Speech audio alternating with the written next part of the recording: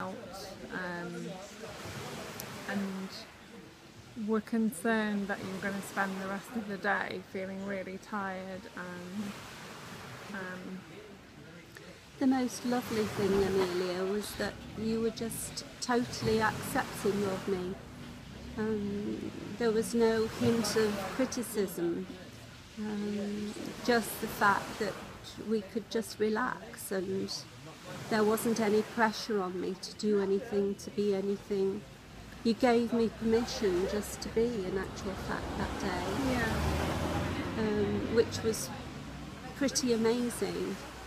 I felt like I was in a little world of my own because I was so overtired and a little bit upset, and just very much in all the mire of the mind stuff that had come up. But Amelia, you suggested I had a shower and got ready and that we could wander down to towards the beach. I kind of saw it that there was no restrictions, there was no boundaries, and if you needed to go to sleep at any point in the day to catch up, then that's what you needed to do. I didn't see it, it wasn't a problem for me, but I know that it felt like it was a problem for you at that moment. So we decided that we were going to walk down to the beach and get up, get dressed, just make the most of the day really, and yeah, just relax with it all and not be concerned about how much sleep we had or hadn't had, or what had kept you off, or how you were feeling. It was just about relaxing into that and not worrying about it. Yeah. That was just wonderful, and the amazing thing was it was now the autumn equinox, and as we stepped outside the door of the apartment we realised that there was an absolute hurricane in process outside. The palm trees were roaring, the wind was just whipping everything up. The whole atmosphere was that everything was on the move. Everything was in a state of flux, and although it didn't occur to me at that moment, looking back, Amelia, I realised that the outside was certainly a reflection of my inner state of mind at that time. Exactly. So it was incredibly windy, beautiful day, very warm, but very, very windy. And the wind was the kind of wind that you know that it's got something to tell you, that there's a message in it somewhere. The winds of change, to listen. maybe. Yeah, we realised something was shifting, something was changing, and it was an opportunity. And we walked down to the beach, and it was beautiful, and we took some photos, and we just relaxed, and then we walked all the way along the front of the beach and back to the apartments, and we walked back in silence pretty much, which is what I felt I needed to do, but I didn't even need to voice that opinion to my mom. It was just instinctive. We just fell into silence, and we were... Every now and again I stopped and just looked at the most amazing flowers that were surrounding us. It was September time, but there were a lot of flowers in bloom, wildflowers, flowers in gardens, trees that were flowering, and my world seemed to have become very, very tiny. There was just me and the flower, the beauty of the flower, and we continued on our journey, and I kept stopping, and Amelia waited for me, and then we arrived back at the apartments. And I decided that I was going to do some sunbathing or just chill out for a while, and Mum decided that she wanted to go and have a rest and catch up on that sleep, which I thought was a great idea. And I very much trust, especially here, here seems more obvious somehow, in a realist, that everything is totally divinely guided, and whatever's happening is perfect. And I knew that even if my mum went to have a rest, I would probably have some kind of interesting afternoon happening, you know, which was true. I sat on the sun lounges, and so many different people came up to me and chatted to me, and we had lots of sharing. And as soon as that sharing finished, I felt kind of compelled to go and see where my mum was.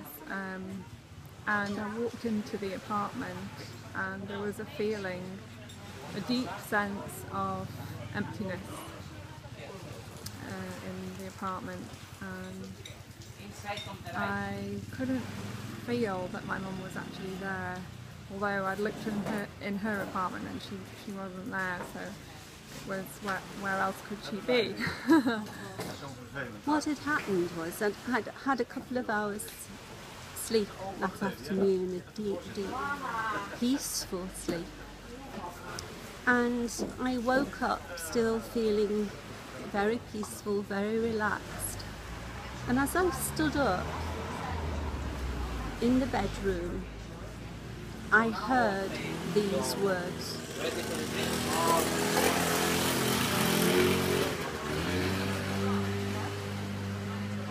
Everything arises from beingness, and everything dissolves into beingness. There is nothing that is not beingness. Beingness is God. And those words were not words that were in my mind, but words that somehow penetrated the whole of my being, right into the depths of my being. And as I walked to the door, I felt that something significant was happening, that I was in the middle of something that was important. And then I saw Amelia, and she said to me, I walked through the door of the apartment, and after feeling that there was nobody there, my mum opened the bathroom door, that's where she was, and she was stood right in front of me, and I saw the beauty of her being. I saw that something had shifted, something had changed, that she said to me, "You look realised. so beautiful, Mum." And I just said, "Something's happening, Amelia." And she said, "Let's go and sit on the sofa." So we did, side by side. And I recognised something. When I saw my mum at the bathroom door, I recognised something that I'd experienced myself. And I knew that this was a very important time, and that I needed to support my mum in that space. So I asked her if we could go and sit down, and she told me the words that she'd heard that filled her being.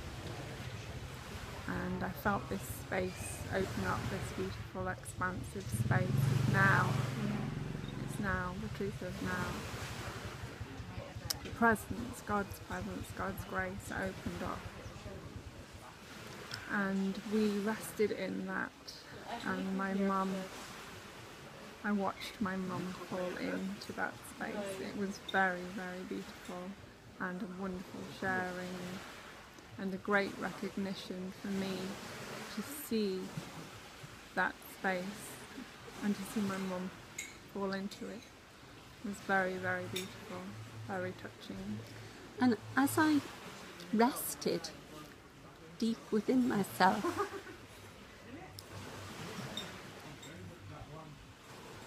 I felt and knew that there was nothing, no thing there, that it was emptiness, pure emptiness. And it struck me as being such an amazing place to be, because there was no suffering, no thoughts, no emotions.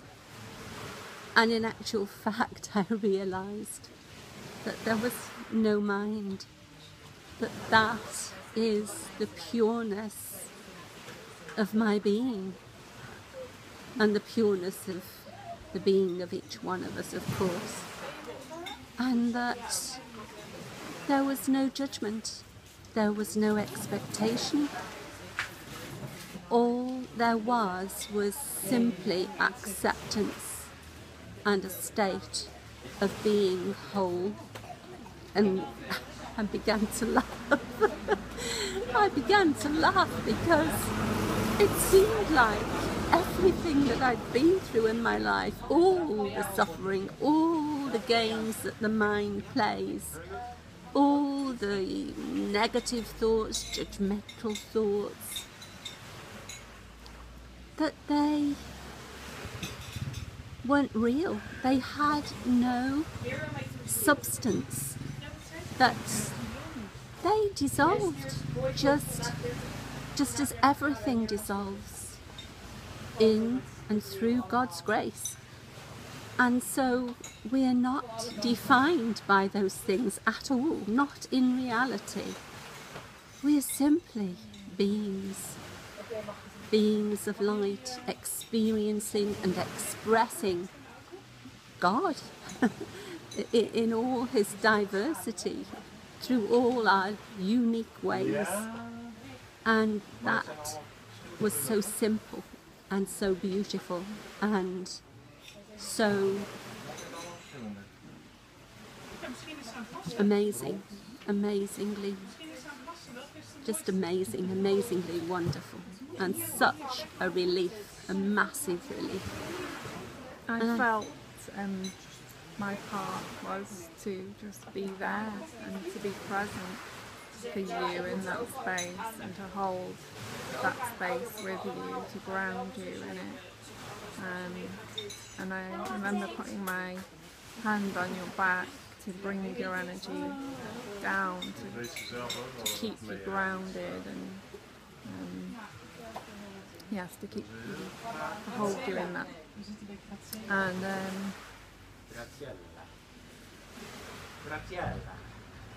it was just so beautiful watching you realise this thing that is seen as being so complex, so difficult to reach, so unobtainable for most people, is actually right here, right now, in this very moment. It is present within you, all of you, each and every one of you that's watching this is no different from the other. You all are that. You are that. And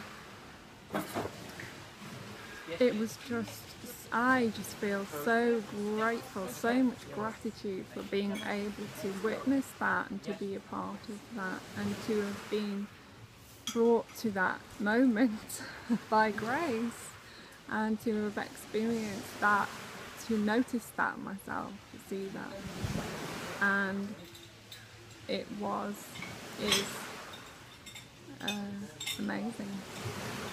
It was such a privilege for Amelia, my daughter, to be with me in those special moments. That was an experience of eternity. And also, I prayed that each human being throughout the world could be brought to their own realization of the truth of who they are. The other thing is, what I've come to understand from this is that nothing separates us from our being. Nothing separates us from our Creator, from God. Only the mind